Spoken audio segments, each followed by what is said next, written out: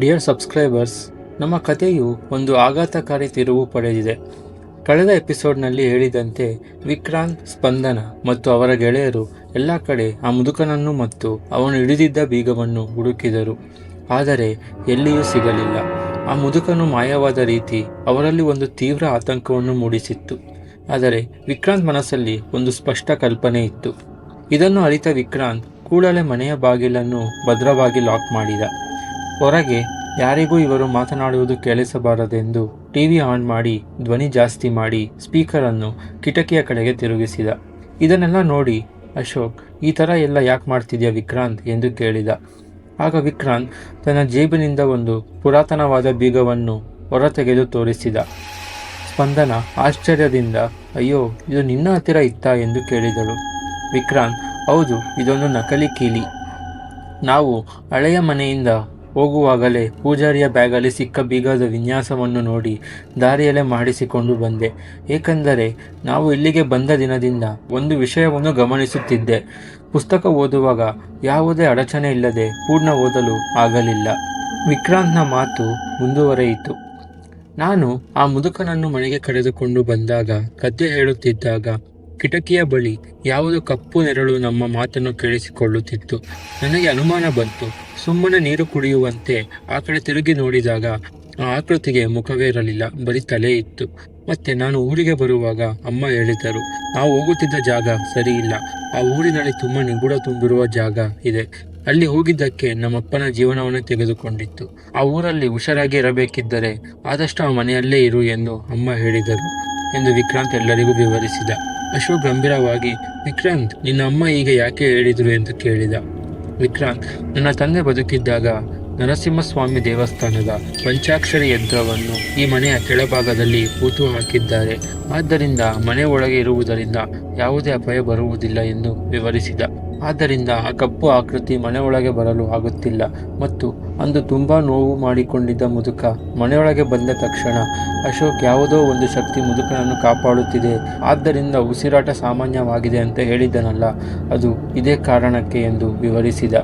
ಸ್ಪಂದನ ನಿಟ್ಟುಸಿರು ಬಿಟ್ಟು, ಮನೆಯೊಳಗೆ ಇರುವುದರಿಂದ ಅಪಾಯ ಇಲ್ಲ, ಆದರೆ ಹೊರಗೆ ಹೋದಾಗ ಹೇಗೆ ಹುಷಾರಾಗಿರುವುದು ಎಂದು ವಿಕ್ರಾಂತ್ನ ಕೇಳಿದಳು. ವಿಕ್ರಾಂತ್, ನಾನು ನಿಮಗೆ ಹೇಳಿದ ಹಾಗೆ ನಾನು ಪ್ರತಿದಿನ ತಿನ್ನುವ ಊಟಕ್ಕೆ ಅಮ್ಮ ಕೊಟ್ಟಿದ್ದ ದೇವರ ವಿಭೂತಿಯನ್ನು ಸ್ವಲ್ಪ ಹಾಕಿಕೊಡುತ್ತಿದ್ದೆ.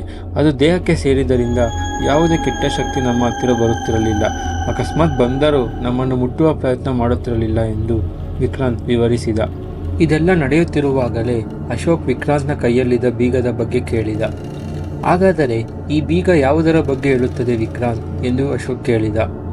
ವಿಕ್ರಾಂತ್, ಈ ಬೀಗ ದೇವಸ್ಥಾನದ ದ್ವಾರವನ್ನು ತೆರೆಯುವ ಬೀಗ ಆಗಿರಬೇಕು ಎಂದು ಹೇಳಿದ. ಸ್ಪಂದನ ಉತ್ಸಾಹದಿಂದ, ಹಾಗಾದರೆ ಕೂಡಲೇ ದೇವಸ್ಥಾನಕ್ಕೆ ಹೋಗೋಣ ಎಂದು ಹೇಳಿದಳು. ವಿಕ್ರಾಂತ್, ಇಲ್ಲ, ರಾತ್ರಿ ತಡವಾಗಿದೆ, ನಾಳೆ ಬೆಳಿಗ್ಗೆ ಹೋಗೋಣ ಎಂದು ವಿಕ್ರಾಂತ್ ಹೇಳಿದ. ಅಶೋಕ್ ಗಾಬರಿಯಿಂದ, ನಿನಗೆ ಗೊತ್ತಿಲ್ಲ ವಿಕ್ರಾಂತ್, ಮಹಾಕುಂಭಮೇಳದ ಕೊನೆಯ ದಿನ ಇನ್ನು ಕೆಲವೇ ದಿನಗಳಲ್ಲಿದೆ. ಅಷ್ಟರೊಳಗೆ ದೇವಸ್ಥಾನದ ದಿಗ್ಬಂಧನ ಮುರಿಬೇಕು ಎಂದು ನೆನಪಿಸಿದ. ಸ್ಪಂದನ, ಊಟದಲ್ಲಿ ವಿಭೂತಿ ತಿಂದಿರುವುದರಿಂದ ನೀನು ಹೇಳಿದ ಹಾಗೆ ನಮ್ಮ ಹತ್ತಿರ ಯಾವುದೇ ಕೆಟ್ಟ ಶಕ್ತಿ ಬರುವುದಿಲ್ಲ. ಆದ್ದರಿಂದ ಹಿಂದೆ ನಾವು ಹೋಗಿ ಬೀಗದಿಂದ ದೇವಸ್ಥಾನದ ಬಾಗಿಲು ತೆಗೆದು ಪುಸ್ತಕ ಸಿಗುತ್ತದಾ ಎಂದು ನೋಡೋಣ ಎಂದು ಅವಳು ಧೈರ್ಯ ತುಂಬಿದಳು. ಅದನ್ನು ಕೇಳಿ ಎಲ್ಲರೂ ದೇವಸ್ಥಾನಕ್ಕೆ ಹೋಗಲು ಸಿದ್ಧರಾದರು. ಎಲ್ಲರೂ ಕೈಯಲ್ಲಿ ಟಾರ್ಚ್ ಆನ್ ಮಾಡಿಕೊಂಡು ದಟ್ಟ ಅರಣ್ಯದ ನಡುವೆ ನಡೆಯಲು ಶುರು ಮಾಡಿದರು. ದೇವಸ್ಥಾನದ ಹತ್ತಿರ ಸಮೀಪಿಸುತ್ತಿದ್ದಂತೆ ಯಾವುದೋ ಕೆಟ್ಟ ಶಕ್ತಿ ಅವರನ್ನು ತಡೆಯಲು ಪ್ರಯತ್ನಿಸುತ್ತಿರುವಂತೆ ಭಯಂಕರವಾದ ಶಬ್ದಗಳು ಕೇಳತೊಡಗಿದವು.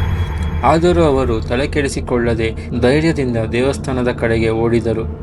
ದೇವಸ್ಥಾನ ತುಂಬ ವರ್ಷಗಳಿಂದ ದಿಗ್ಬಂಧನೆ ಆಗಿ ಮುಚ್ಚಿದ್ದರಿಂದ ದೇವಸ್ಥಾನದ ಸುತ್ತಲೂ ದಟ್ಟವಾದ ಪೊದೆಗಳು ಹಬ್ಬಿ ಹೋಗಿದ್ದವು. ಕೂಡಲೇ ಮುಖ್ಯದ್ವಾರವನ್ನು ಹುಡುಕಲು ವಿಕ್ರಾಂತ್ ಶುರು ಮಾಡಿದ. ಆದರೆ ಅವನಿಗೆ ಅದು ಸಿಗದೆ ಸುಸ್ತಾಗಿ ಅಲ್ಲೇ ಇದ್ದ ಕಲ್ಲಿನ ಮೆಟ್ಟಲುಗಳ ಮೇಲೆ ಕುಳಿತುಕೊಂಡ. ಆಗ ಅಶೋಕ್ ಅದನ್ನು ಹುಡುಕುತ್ತಿದ್ದಾಗ ಅಲ್ಲೇ ಇದ್ದ ಪೊದೆಗಳಿಂದ ಆಕಸ್ಮಿಕವಾಗಿ ಜಾರಿ ಬಿದ್ದ. ಅವನು ಬಿದ್ದ ತಕ್ಷಣ ಜೋರಾಗಿ ಮರದ ತುಂಡು ನೆಲದ ಮೇಲೆ ಬಿದ್ದು ಸದ್ದು ಕೇಳಿಸಿತು. ಆಗ ವಿಕ್ರಾಂತ್ಗೆ ಗೊತ್ತಾಯಿತು, ಅದೊಂದು ಮರದ ದ್ವಾರವಲ್ಲ, ಆದರೆ ಆ ರಾಕ್ಷಸ ಮಾಡಿರುವ ಮಾಯಾಜಾಲ ಎಂದು. ಎಲ್ಲರೂ ಸೇರಿ ಆ ಮರದ ದ್ವಾರವನ್ನು ತೆರೆಯಲು ಪ್ರಯತ್ನಿಸಿದರು. ಆದರೆ ಅದಕ್ಕೆ ಬೀಗ ಬೇಕಾಗಿತ್ತು. ವಿಕ್ರಾಂತ್ ತನ್ನ ಹತ್ತಿರ ಇದ್ದ ಬೀಗದ ಕೀಲಿಯಿಂದ ತೆರೆಯಲು ಪ್ರಯತ್ನಿಸಿದ, ಆದರೆ ದ್ವಾರ ತೆರೆದುಕೊಳ್ಳಲಿಲ್ಲ. ವಿಕ್ರಾಂತ್ ಒಂದು ಕ್ಷಣ ಯೋಚಿಸಿ ಟಾರ್ಚ್ ಬಿಟ್ಟು ಆ ಬೀಗದ ತೂತನ್ನು ಮತ್ತು ಅದರ ವಿನ್ಯಾಸವನ್ನು ನೋಡಿದ.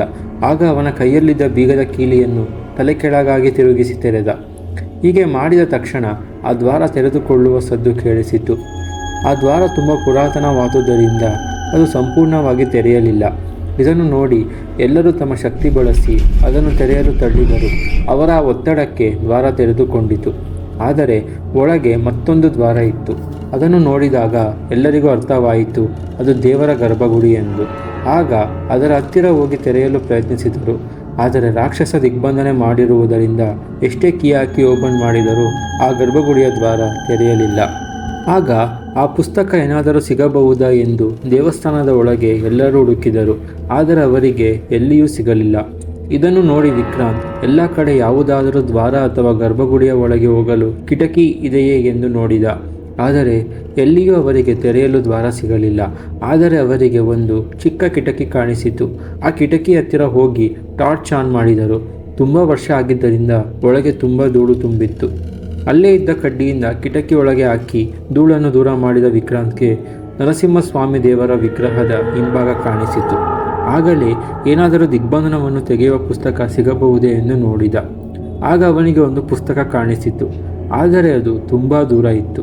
ಆ ಗರ್ಭಗುಡಿಗೆ ಕೇವಲ ಒಂದು ಸಣ್ಣ ಕಿಟಕಿ ಇದ್ದಿದ್ದರಿಂದ ಒಳಗೆ ಕೇವಲ ಒಂದು ಕೈ ಹೋಗುವಷ್ಟು ಜಾಗ ಇತ್ತು. ಆದರೆ ಅದು ಅವರ ಕೈಯಿಂದ 5 ಅಡಿ ದೂರ ಇತ್ತು ಮತ್ತು ಅದು ಗರ್ಭಗುಡಿಯ ಒಳಗೆ ಕಟ್ಟಿಸಿದ ಕಲ್ಲಿನ ಶೆಲ್ಫ್ ಒಳಗೆ ಇತ್ತು. ಎಲ್ಲರೂ ಆ ಪುಸ್ತಕವನ್ನು ನೋಡುತ್ತಿದ್ದಾಗ ಹಿನ್ನೆಲೆಯಿಂದ ಒಂದು ಭಯಾನಕ ಧ್ವನಿ ಕೇಳಿಸಿತು. ಹಳೆಯ ಮುದುಕನ ಧ್ವನಿ. ಓ, ನೀವೆಲ್ಲ ಇಲ್ಲಿದ್ದೀರಾ? ನಿಮ್ಮನ್ನು ಹುಡುಕಿ ಸಾಕಾಯಿತು. ಆ ಪೂಜಾರಿ ಮನೆ ಹತ್ತಿರ ಎಷ್ಟೇ ಕಿರುಚಿಕೊಂಡರೂ ನನ್ನ ಕೂಗು ಕೇಳಿಸಿಕೊಳ್ಳದೆ ಕಾರ್ ಸ್ಟಾರ್ಟ್ ಮಾಡಿಕೊಂಡು ಹೊರಟು ಹೋದ್ರಿ ಎಂದು ಹೇಳಿದ. ಇದೆಲ್ಲ ಕೇಳಿ ಹಿಂದೆ ತಿರುಗಿ ನೋಡಿದರೆ ಆ ಮುದುಕ ನಿಂತಿದ್ದ. ಆ ಮುದುಕನನ್ನು ನೋಡಿ ಎಲ್ಲರೂ ಆಘಾತಕ್ಕೊಳಗಾದರು. ಇದೆಲ್ಲ ನೋಡಿದ ವಿಕ್ರಾಂತ್ಗೆ ಒಂದು ಪ್ರಶ್ನೆ ಬಂತು. ಅಂದು ಅಶೋಕ್ ಹೇಳಿದಂತೆ ವಿಕ್ರಾಂತ್ ಆ ಆಕ್ಸಿಡೆಂಟ್ ಆಗಿದ್ದ ಜಾಗಕ್ಕೆ ಹೋಗ್ತೀನಿ ಅಂತ ಹೇಳಿ ಹೋದ ಮೇಲೆ ನಾವು ಎಲ್ಲರೂ ಅಂದು ಪೂಜಾರಿ ಮನೆಯಿಂದ ಒಟ್ಟಿಗೆ ಸ್ಪಂದನಾಳ ಕಾರಿನಲ್ಲಿ ಬಂದ್ವಿ. ನಮ್ಮ ಜೊತೆ ತಾತ ಕೂಡ ಇದ್ದರು. ಹಾಗಾದರೆ ವಿಕ್ರಾಂತ್ ಅಂದು ಕೀ ತಂದಾಗ ನಮ್ಮ ಜೊತೆ ಇದ್ದ ಮುದುಕನಂತೆ ಕಾಣಿಸುತ್ತಿದ್ದವರು ಯಾರು? ಆ ಪ್ರಶ್ನೆ ಎಲ್ಲರಲ್ಲೂ ಮೂಡಿತು. ಮತ್ತು ಆ ಪುಸ್ತಕವನ್ನು ದೇವಸ್ಥಾನದ ಗರ್ಭಗುಡಿಯಿಂದ ಹೊರಗೆ ತರುವುದು ಹೇಗೆ ಎಂಬ ಪ್ರಶ್ನೆಯು ಎಲ್ಲರಲ್ಲೂ ಮೂಡಿತು. ಇದೆಲ್ಲದಕ್ಕೂ ಉತ್ತರ ನಮ್ಮ ನೆಕ್ಸ್ಟ್ ಎಪಿಸೋಡ್ 7ರಲ್ಲಿ.